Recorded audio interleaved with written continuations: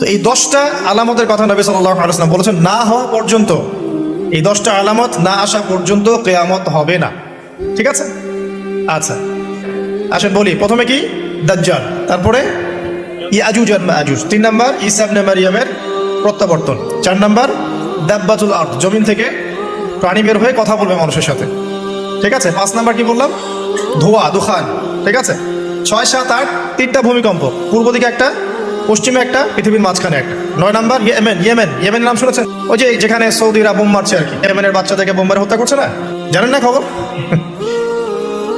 তো ওই ইয়েমেনের ছোট ছোট বাচ্চারা শিয়া সুন্নির কি বোঝে আমার বুঝে আসে না। ওই ছোট ছোট বাচ্চাগুলো শিয়া সুন্নির কি বোঝে আমার বুঝে আসে না।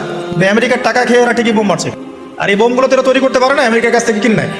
তো ওই ইয়েমেন থেকে আগুন বের হবে, সেই আগুন মানুষকে হাসরের মাঠের দিকে তাড়িয়ে নিয়ে আসবে, এবং 10 যেটা বললাম, সূর্য উঠবে পশ্চিম দিক থেকে, তখন তওবার দরজা বন্ধ হয়ে যাবে।